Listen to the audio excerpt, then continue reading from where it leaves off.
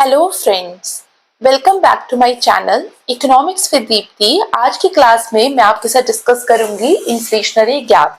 कल हम लोगों ने देखा था Keynes theory of income and employment. I hope आप लोगों को वो वीडियो अच्छी लगी होगी और सबने वो वीडियो देखी होगी। अगर आपने अभी तक वो वीडियो नहीं देखी है, उसका लिंक आप लोगों को मेरे Telegram channel economics with Deepti पे मिलेगा, तो आप जाकर उस वीडियो को भी जरूर देखिए।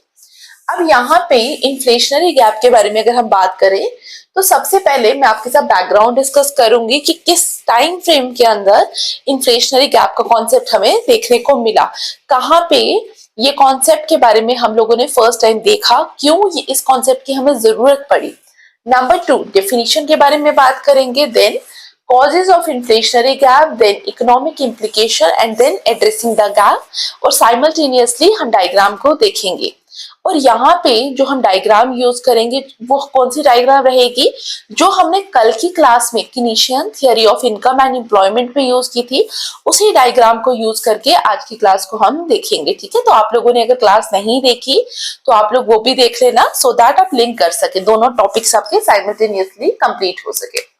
अब यहाँ पे इन्फ्लेशनरी गैप के बारे में अगर हम बात करें तो ये कॉन्सेप्ट हमें किसने दिया, ये कॉन्सेप्ट हमें दिया जे.एम. कीन्स ने। अब जब कीन्स ने ये कॉन्सेप्ट दिया तो कीन्स की एक बहुत इंपॉर्टेंट बुक है, उस बुक का नाम क्या है, मैंने कल आपको बताया था, आप मुझे कमेंट बॉक्स में बताइए कि उस बुक का नाम क्या है।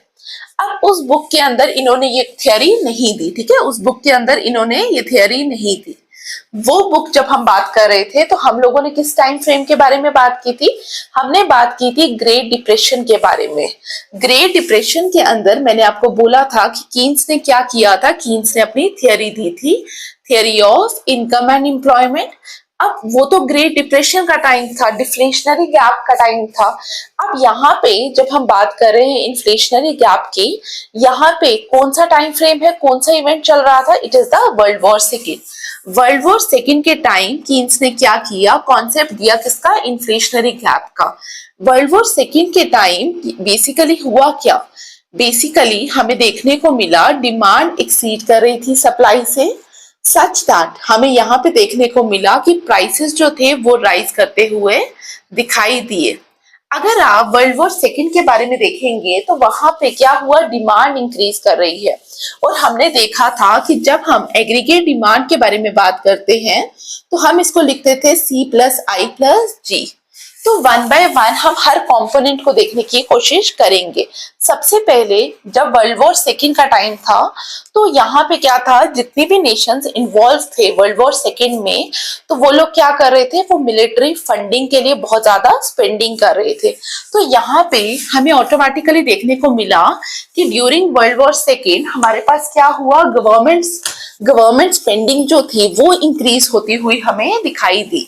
तो number one, world war second के टाइम गवर्नमेंट स्पेंडिंग इंक्रीज हो रही थी। गवर्नमेंट स्पेंडिंग इंक्रीज क्यों हो रही थी, उसके पीछे का हमें रीजन क्या पता होना चाहिए। उस समय गवर्नमेंट को क्या करना था, मिलिट्री फंडिंग के लिए पैसा जुटाना था। अब जो वो मिलिट्री फंडिंग में पैसा जा रहा था, जिसकी वजह से हमारा ओवरऑल जो जी है, that is the government expenditure, वो इंक्रीज होता हुआ हमें दिखाई दे रहा।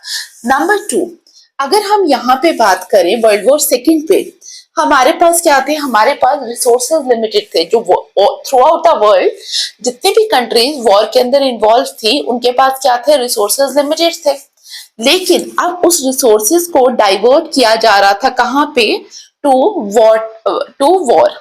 अब यहाँ पे लेट्स से सोल्जर्स थे, तो हम यहाँ पे सोल्जर्स की रिक्वायरमेंट के लिए सामान जा रहा है, सोल्जर्स को फूड चाहिए, सोल्जर को कपड़ा चाहिए, ठीक है। तो ये सारा पैसा कहीं ना कहीं डाइवर्ट हो रहा था, रिसोर्सेज डाइवर्ट हो रहे थे। तो जो कॉमन मैन था उसको क्या हो गया, उसके लिए स्कार्सिटी की सिचुएशन डेवलप हो गई। तो कॉमन मैन डिमांड तो कर रहा है, बट सप्लाई जो है फॉर कॉमन मैन वो तो क्या थी, वो कम थी। Demand is greater than supply, इस तरीके की सिचुएशन हमें देखने को मिली। तो जिसकी वजह से क्या हो गया, डिमांड सप्लाई इम्बैलेंसेस देखने को मिले इकोनॉमी के अंदर। क्या देखने को मिला, डिमांड सप्लाई इम्बैलेंसेस, जिसमें आप बोल सकते हैं कि आपका जो सी है वो भी इंक्रीज हो रहा है। क्यों सी इंक्रीज होता हुआ हमें दिखाई दिया, बिकॉज अगर आप यहाँ पे देखेंगे, बिकॉज जो हमारा कंज्यूमर था, अब उसके पास क्या हुआ, उसके पास उसकी डिमांड ज्यादा है लेकिन उसके लिए रिसोर्सेस कम थे। जब कंज्यूमर की डिमांड ज्यादा थी सप्लाई से, तो उसको क्या करना पड़ रहा है, ऑल्दो उसको प्रोडक्ट नहीं मिल रहा, ठीक है, लेकिन उसको क्या करना पड़ रहा है, उसको पॉकेट से ज्यादा पैसा स्पेंड करना पड़ रहा है। तो वहां पे क्या हुआ, डिमांड सप्लाई इम्बैलेंसेस, जिसकी वजह से आपका कंजप्शन जो था वो इंक्रीज कर रहा था। नंबर थर्ड, अगर हम यहाँ पे बात करें, करेंसी डिप्रिशिएट होती हुई दिखाई दी। करेंसी डिप्रिशिएट होने से इन्फ्लेशन का क्या रिलेशन है वो भी समझिए। जब हम डेप्रिसिएशन के बारे में बात करते हैं तो हम लोग क्या बोलते हैं, जब करेंसी की वैल्यू लॉस हो रहा है, loss in currencies value, that phenomena is known as depreciation. तो करेंसी की वैल्यू लॉस क्यों हो रही थी, क्योंकि यहाँ पे जितनी भी कंट्रीज थी उनको क्या करना था, उनको पैसा चाहिए, ठीक है। अब उनको पैसा चाहिए था तो वो क्या कर रहे थे, they are going to print more and more notes. अब यहाँ पे प्रिंटिंग ऑफ मनी हो रही थी। जब प्रिंटिंग ऑफ मनी हो रही थी तो ये लोग क्या कर रहे थे, प्रिंटिंग ऑफ मनी की वजह से इनके पास पैसा बहुत ज्यादा आ गया, लेकिन रिसोर्सेज नहीं है, ठीक है। पैसा जो है, नोट प्रिंट बहुत ज्यादा हो गए, एक्सेस में हो गए, लेकिन जो रिसोर्सेज है जिसे प्रोडक्शन होगा वो तो लिमिटेड थे, जिसकी वजह से क्या हो गया, इनकी value of the currency loss हो गई, और value of the currency loss होने की वजह से क्या हुआ, प्राइसेस इंक्रीज हो गए। क्योंकि आप लोगों को पता है, फिशर की इक्वेशन पता है ना, mv is equal to P Y. तो यहाँ पे हम लोग क्या कहते हैं कि जो प्राइस है, ठीक है, वो मनी वैल्यू के अपोजिट होता है। अगर मनी वैल्यू आपकी ज्यादा होगी तो प्राइसेस इकोनॉमी के अंदर कम होते हैं। तो यहाँ पे क्या हो गया, प्रिंटिंग ऑफ मनी की वजह से आपका वैल्यू ऑफ मनी लॉस हो गया, जिसकी वजह से प्राइसेस हमें बढ़ते हुए दिखे। तो पहले 3 पॉइंट्स आप लोगों को समझ आए, फिर भी कोई डाउट है तो कमेंट बॉक्स में फ्री होकर पूछ सकते हैं। नेक्स्ट पॉइंट की अगर हम बात करें तो यहाँ पे इन लोगों ने क्या किया, along with printing of currency in लोगों ने क्या किया, हैवी डेट लिया। अब इन्होंने इतना ज्यादा कर्जा ले लिया जिसकी वजह से क्या हुआ, इवन पोस्ट वॉर अगर हम बात करें तो वर्ल्ड वॉर सेकंड के बाद भी क्या हुआ, इनके ऊपर बहुत सारा बर्डन आ गया। अब इनको प्रिंसिपल अमाउंट के साथ साथ इंटरेस्ट रेट भी पे करना था, जिसकी वजह से फिर से क्या देखने को मिला, इकोनॉमी के अंदर इन्फ्लेशन देखने को मिला। और काफी सारे केसेस पे क्या देखने को मिला, हाइपर इन्फ्लेशन देखने को मिला। क्या देखने को मिला, हाइपर इन्फ्लेशन। आप लोग मुझे बताइए हाइपर इन्फ्लेशन से आपका क्या मतलब है, क्लियर। तो अगर आपसे बैकग्राउंड के बारे में पूछा जाएगा तो ये कॉन्सेप्ट कब आया, ये कॉन्सेप्ट आया वर्ल्ड वॉर सेकंड के टाइम पे। वर्ल्ड वॉर सेकंड के टाइम पे अगर हम बात करें तो हमें काफी चीजें देखने को मिली। नंबर 1 हमें क्या देखने को मिला, गवर्नमेंट स्पेंडिंग। नंबर 2 हमें क्या देखने को मिला, हमें देखने को मिला supply and demand imbalances. Number 3 हमने क्या देखा, हमने देखा प्रिंटिंग ऑफ करेंसी, जिसकी वजह से करेंसी डेप्रिसिएट हो गई। नंबर 4 हमें देखने को मिला डेट। फिर हम लोग अगर यहाँ पे बात करें तो ये सारे फैक्टर्स हमें कहाँ लेकर जा रहे हैं, ये सारे फैक्टर्स हमें कंक्लूजन पे लेकर जा रहे हैं कि डिमांड ग्रेटर देन सप्लाई हो रही है।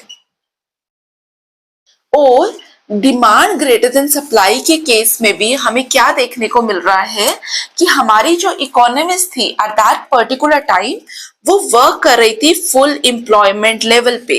कहाँ पे वर्क कर रही थी, फुल एम्प्लॉयमेंट लेवल पे। अब जब इकोनॉमी फुल एम्प्लॉयमेंट लेवल के ऊपर वर्क कर रही होती है तो उस समय प्रोडक्शन इंक्रीज नहीं हो सकता।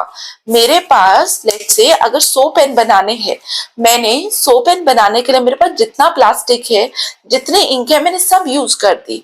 अब जब सारे रिसोर्सेज मैंने यूज कर दिए, क्या मैं नेक्स्ट पेन बना पाऊंगी, नहीं बना पाऊंगी, बिकॉज एवरी रिसोर्स जो मेरे पास था वो सारा यूटिलाइज हो गया। यही मतलब हुआ ना। तो जब फुल एम्प्लॉयमेंट लेवल के अंदर हम ऑलरेडी काम कर रहे होते हैं तो याद रखना हमारा जो प्रोडक्शन है वो इंक्रीज नहीं हो सकता। Production can not be increase. अब प्रोडक्शन इंक्रीज नहीं होगा तो इस समय क्या होता है, इस समय प्राइसेस इंक्रीज होते हुए हमें दिखाई देते हैं। प्राइसेस इंक्रीज होते हुए हमें दिखाई देते हैं।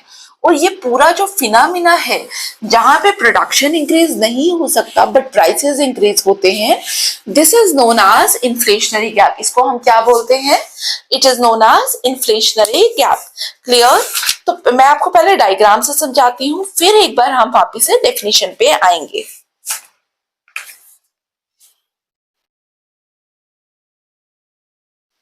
कल की क्लास जो हमने कीनेशियन थ्योरी वाली देखी, वहां पे आपको याद होगा एक्स एक्सिस पे हमने क्या लिया था? हमने आउटपुट लिया था, आउटपुट और नेशनल इनकम जो आप लेना चाहें। वाई एक्सिस पे हमारा क्या था? Aggregate demand. और वहां पे मैंने एक 45 डिग्री की लाइन बनाई थी जिसको मैंने क्या बोला था? It indicates x एंटे demand. क्या बोला मैंने इसको? X एंटे demand. अब यहाँ पे let's say this is my aggregate demand AD1, it is equal to C1 plus I1 plus G1. This is my aggregate demand. अब लेट से जब मेरा AD1 एग्रीगेट डिमांड है उस समय मैं एज्यूम कर रही हूँ मेरी इकोनॉमी फुल एम्प्लॉयमेंट लेवल पे काम कर रही है, तो मेरी इकोनॉमी YF पे काम कर रही है। That indicates full employment level, output at full employment level. जब मैंने बोला कि यहाँ पे मेरा आउटपुट प्रोड्यूस हो रहा है at a full employment level, इसका मतलब beyond this level of output मैं प्रोड्यूस नहीं कर सकती क्योंकि मेरे सारे रिसोर्सेज जो हैं दे आर फुल्ली यूटिलाइज। यही मतलब हुआ। अब समहाउ क्या होता है? एग्रीगेट डिमांड इंक्रीज कर जाती है। ठीक है, मैंने एज्यूम किया लेट से गवर्नमेंट एक्सपेंडिचर इंक्रीज किया। जब मेरा गवर्नमेंट एक्सपेंडिचर इंक्रीज करेगा तो एग्रीगेट डिमांड इंक्रीज करेगी। ठीक है, तो AD2 is equal to C1 plus I1 plus G2। ठीक है, मेरा जब एग्रीगेट डिमांड में गवर्नमेंट एक्सपेंडिचर इंक्रीज किया तो क्या हुआ? मेरा एग्रीगेट डिमांड का शिफ्ट हो गई। मेरी लाइंस आपको पैरेलल नहीं दिख रही होंगी लेकिन ये लाइंस पैरेलल ड्रॉ करनी है। तो गवर्नमेंट एक्सपेंडिचर के इंक्रीज करने से हमारा नया जो इक्विलिब्रियम पॉइंट था वो कहाँ पे आ गया? वो यहाँ पे आ गया। और अगर आप देखेंगे यहाँ पे हम YF पे पहले थे, इनिशियल हमारा जो इक्विलिब्रियम लेवल था वो कहाँ था? That is at YF। लेकिन नाउ न्यू जो हमारा इक्विलिब्रियम है उसके करस्पॉन्डिंग हमारा आउटपुट कहाँ पे है? Y1 पे। मैंने क्या बोला अभी आपको? मैंने बोला कि जब हम फुल एम्प्लॉयमेंट लेवल पे होते हैं तो हमारा प्रोडक्शन इंक्रीज नहीं करता है बिकॉज सारे रिसोर्सेज इस समय क्या होते हैं? यूटिलाइज होते हैं इकोनॉमी में। अब हमारा समहाउ एग्रीगेट डिमांड बढ़ा जिसकी वजह से हमारा न्यू इक्विलिब्रियम 1 पॉइंट से कहा शिफ्ट हो गया? 2 पॉइंट पे। और हम YF से कहा आगे? Y1 पे आगे। तो इसका मतलब जब हम बोल रहे हैं कि आउटपुट इज नॉट इंक्रीजिंग, हमारी इकोनॉमी में क्या बढ़ेगा? हमारी इकोनॉमी में प्राइसेस आर इंक्रीजिंग। ठीक है, इंक्रीज क्या कर रहा है? प्राइसेस। और यहाँ पे ये जो हमें गैप दिख रहा है इसको मैं मार्क कर देती हूँ 2, 3। ये जो गैप है इस गैप को आप क्या कहते हैं? It is known as inflationary gap. क्या बोलेंगे आप इसको? Inflationary gap. आप यहाँ पे देख भी पा रहे हैं मैंने क्या बोला? मैंने बोला कि मेरा प्रोडक्शन नहीं इंक्रीज कर रहा, आउटपुट इज नॉट इंक्रीजिंग। इसका मतलब मेरा प्रोडक्शन जो है प्रोडक्शन इंक्रीज नहीं कर रहा, सप्लाई इंक्रीज नहीं कर रही। मेरा इंक्रीज क्या कर रहा है? मेरी डिमांड इंक्रीज कर रही है। इसका मतलब मैं ये बोल रही हूं कि demand is greater than supply, और डिमांड ग्रेटर देन सप्लाई है यहाँ पे।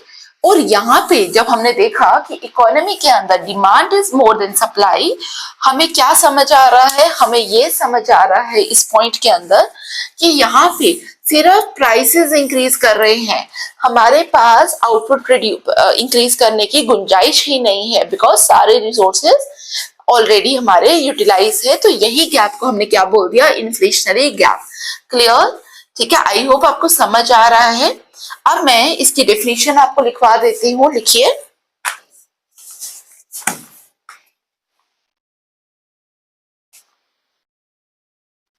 अब इन्फ्लेशनरी गैप की डेफिनेशन आप लोग लिखिए, मैं भी आपके साथ लिख लेती हूँ।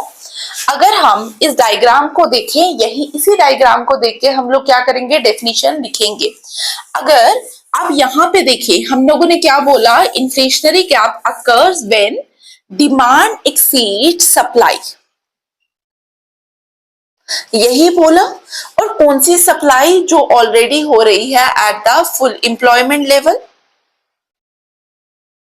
तो अगर मुझे इसी को डेफिनेशन बेसिस पे लिखना हो, मैं क्या लिखूंगी, an inflationary gap occurs when the total demand for goods and services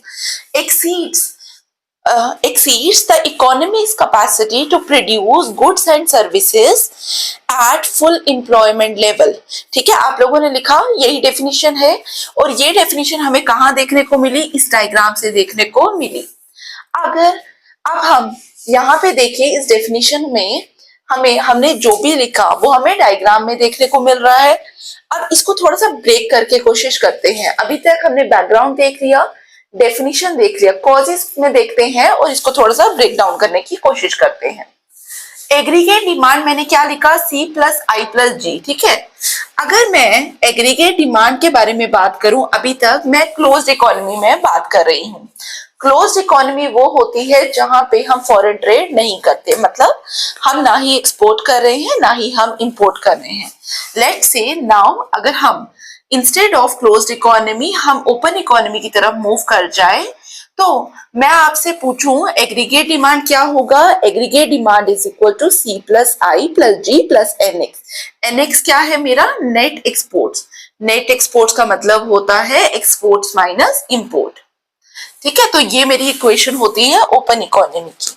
अगर मैं इस इक्वेशन पे बात करूं, तो मैं अगर आपसे पूछूं एग्रीगेट डिमांड मेरा कब बढ़ सकता है, तो आप मुझे क्या बोलेंगे, एग्रीगेट डिमांड मेरा बढ़ सकता है अगर मेरा नंबर 1 कंजप्शन बढ़े, नंबर 2 आप मुझे बोलेंगे इन्वेस्टमेंट बढ़े, नंबर 3 आप मुझे बोलेंगे अगर मैम आपका गवर्नमेंट एक्सपेंडिचर बढ़ जाए, या नंबर 4 आप बोलेंगे मेरे नेट एक्सपोर्ट्स बढ़ जाएं, तो उस समय मेरी एग्रीगेट डिमांड बढ़ जाएगी, यही बोलेंगे।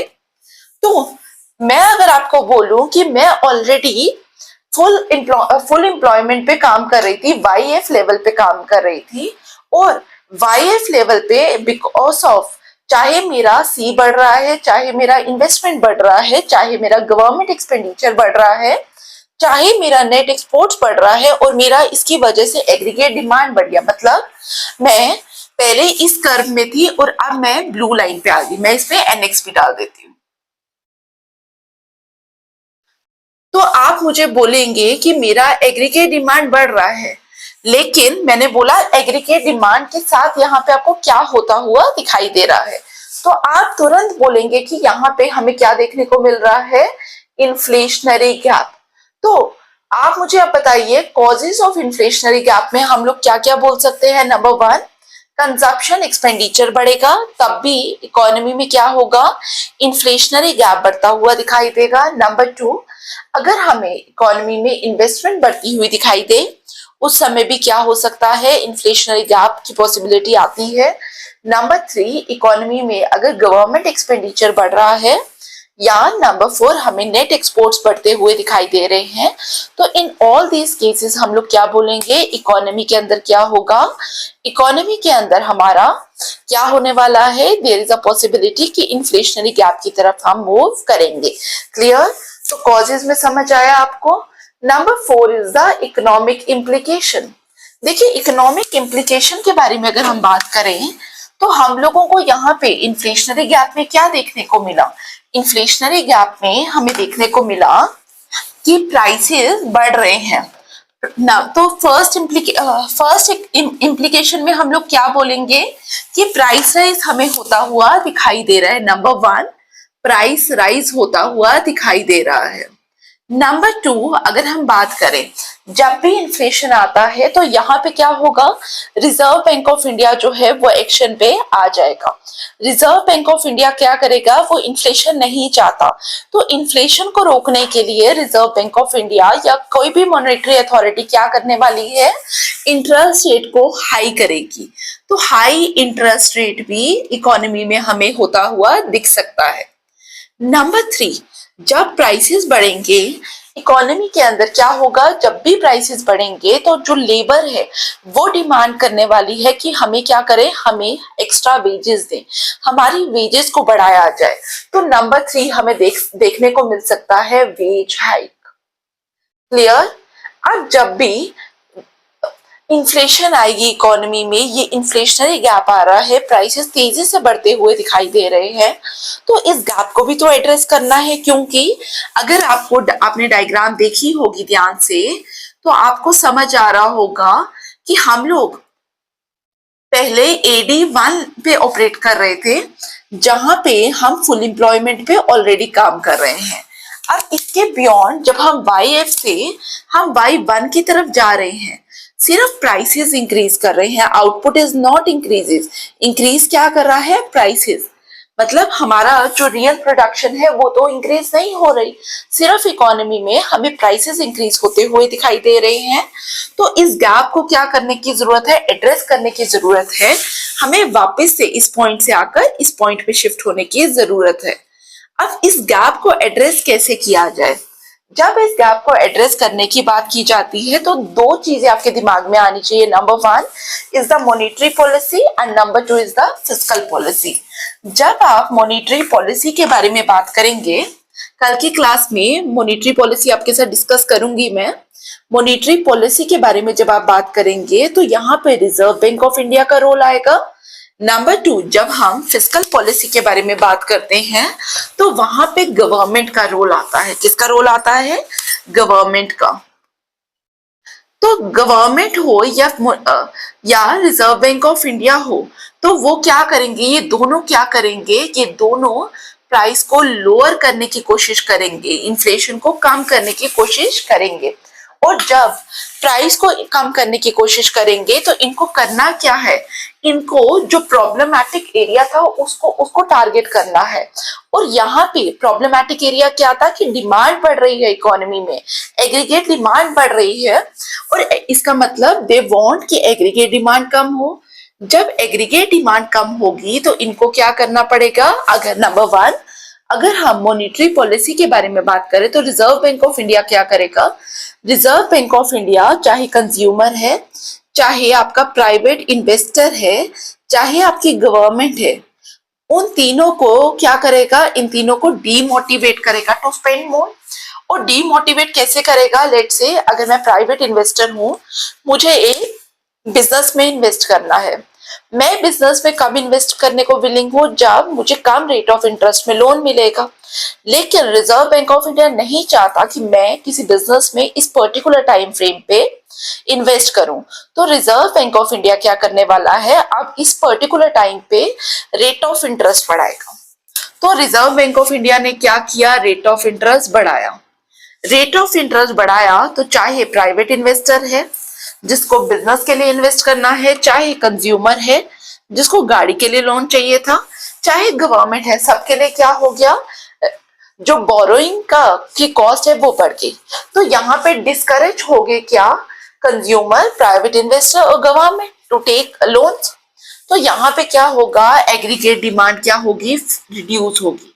तो नंबर 1 क्या होगा, रेट ऑफ इंटरेस्ट इंक्रीज हो सकता है। नंबर 2, गवर्नमेंट ये भी तो कर सकती है हमारी पॉकेट में पैसा ही कम कर दे।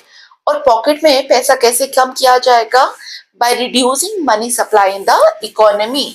तो नंबर 2 क्या हमें देखने को मिलेगा, मनी सप्लाई को रिड्यूस किया जाएगा। और इस पूरे पॉलिसी को हम लोग क्या कहेंगे, it is known as tightening monetary policy. क्या बोलेंगे आप इसको, टाइटनिंग मॉनेटरी पॉलिसी। ठीक है, तो टाइटनिंग मॉनेटरी पॉलिसी के थ्रू क्या करेगी गवर्नमेंट, या मनी सप्लाई को कम करेगी या रेट ऑफ इंटरेस्ट को बढ़ा देगी, सच दैट एग्रीगेट डिमांड जो प्रॉब्लमैटिक एरिया था उसको कम किया जा सके। लाइकवाइज अगर हम फिस्कल पॉलिसी के बारे में बात करें तो यहाँ पे गवर्नमेंट का रोल आता है। और गवर्नमेंट 2 इंस्ट्रूमेंट्स पे बात करती है, कौन कौन से, गवर्नमेंट एक्सपेंडिचर एंड टैक्सेशन। तो गवर्नमेंट भी क्या करेगी, like Reserve Bank of India tightening fiscal policy को यूज करेगी, जहां पे क्या करेगी गवर्नमेंट स्पेंडिंग को रिड्यूस करेगी, because aggregate demand is equal to C plus I plus G. अगर जी मेरा कम हो जाता है तो एग्रीगेट डिमांड ऑटोमेटिकली फॉल करेगी। तो टाइटनिंग कर देगी, क्या टाइटनिंग करेगी फिस्कल पॉलिसी, जिसमें वो क्या करने वाली है, गवर्नमेंट स्पेंडिंग को रिड्यूस करने वाली है, या वो क्या करेगी, कंजप्शन को कम करेगी। और कंजप्शन को कम करने का मतलब है टैक्सेस को गवर्नमेंट बढ़ाने वाली है। लाइकवाइज इन्वेस्टमेंट को कम करने का मतलब भी क्या है, टैक्सेस को बढ़ाएगी। तो जी कम होगा या टैक्सेशन इंक्रीज करेगा, जिसकी वजह से एग्रीगेट डिमांड फर्दर फॉल कर जाएगी और हम वापस से आ जाएंगे अपने YF लेवल पे। क्लियर? ठीक है, एक बार डायग्राम बना के देखते हैं।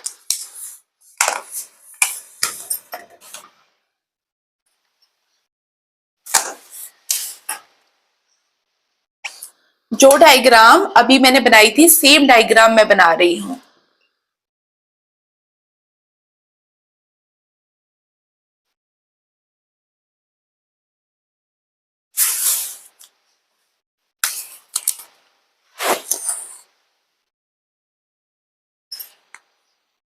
हम लोग YF पे थे, लेकिन इन्फ्लेशनरी गैप हमें कहां पे लेके आया, Y1 पे। अब गवर्नमेंट ने जब पॉलिसी लाई तो हम इस Y1 से कहां चले जाएंगे, पीछे चले जाएंगे। चाहे अब हम रिजर्व बैंक की मॉनेटरी पॉलिसी के बारे में बात करें, चाहे गवर्नमेंट की हम फिस्कल पॉलिसी के बारे में बात करें, तो दोनों इंस्टांसेस पे हमें देखने को मिलेगा हम Y1 से वापिस से YF पे चले गए। इसी को हम लोग क्या कहते हैं, एड्रेसिंग द गैप।